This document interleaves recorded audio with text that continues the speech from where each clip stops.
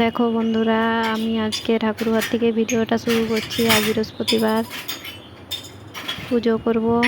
ঠিক আছে, চলো পুজোটা করি। আজকে আর সকালের কাজ তোমাদের কিছু দেখাইনি।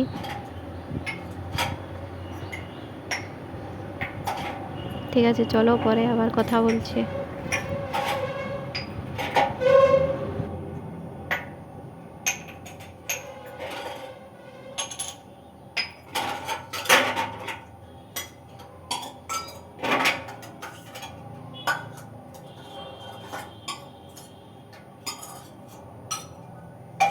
এই যে দেখো, ফুল, বেলপাতা, দুব্বা ঘাস, তুলসী পাতা সব আলাদা করে রাখছি। একসাথেই রাখা ছিল ব্যাগে, সেটাকে আলাদা করছি।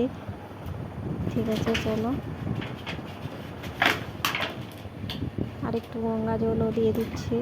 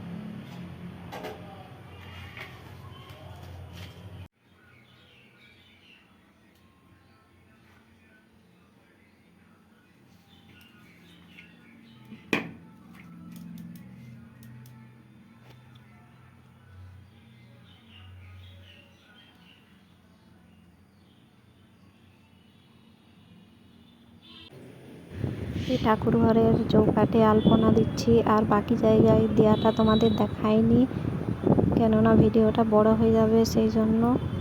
ঠিক আছে, চলো আলপনাটা দিই।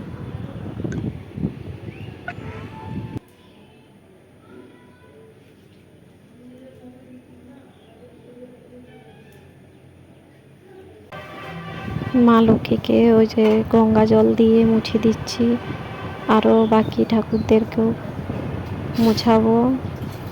তারপরে সিঁদুর পরিয়ে দেব। যাদের যাদের পরাতে হয় সেই সব ঠাকুরকেই সিঁদুর দেবো। ঠিক আছে, চলো। তোমরা তো সবাই জানো যে কেমন করে মা লক্ষ্মীর ঘর সাজাতে হয়। আর এই যে দেখো, আম পাতা, আম পাতায় 5টা পাতায় সিঁদুরের ফোঁটা দিতে হয়। আর মা লক্ষ্মীর ঘটে স্বস্তিক চিহ্ন এঁকে সিঁদুর দিয়ে সেটা করতে হয়। আমি তো এরকমই করি। যদি আমার কিছু ভুল থাকে তাহলে তোমরা কমেন্ট করে আমাকে বলবে। ঠিক আছে, চলো পরে আবার কথা বলছি।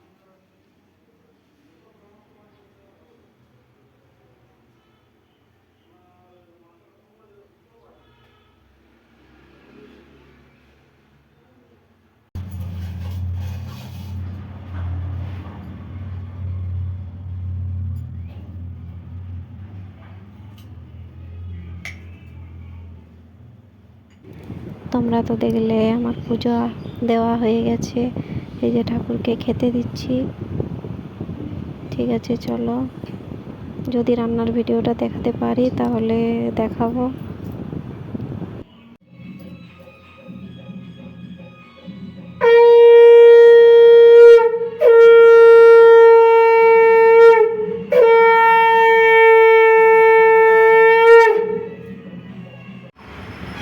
তোমরা তো দেখলে আমার পুজো দেওয়া হয়ে গেছে, আর এসে যে কাপড় ঝেড়ে মাছটা কাটছি।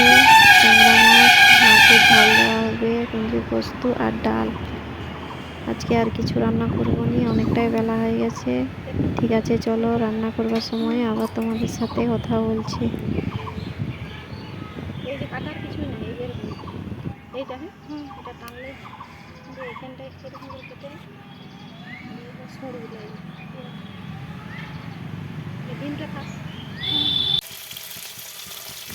এই যে দেখো, মাছটা ভাজতে দিয়ে দিয়েছি, তারপর সরষা বাটবো। তোমরা তো দেখলে মাছটা ভাজা হচ্ছে, আর এই যে আমি সরষা বাটছি।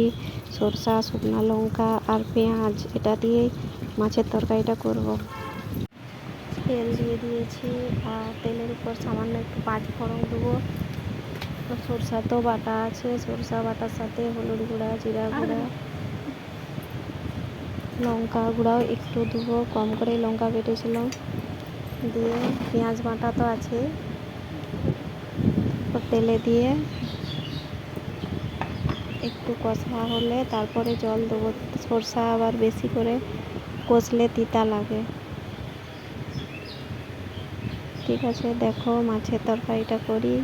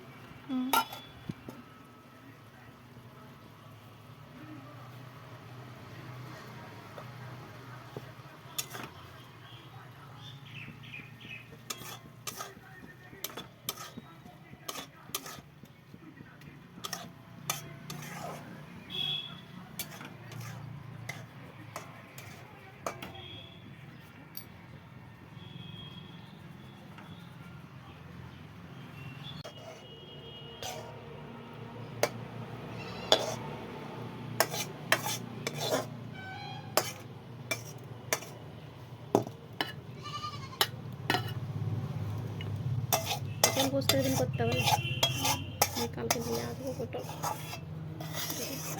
একটু কচি কচি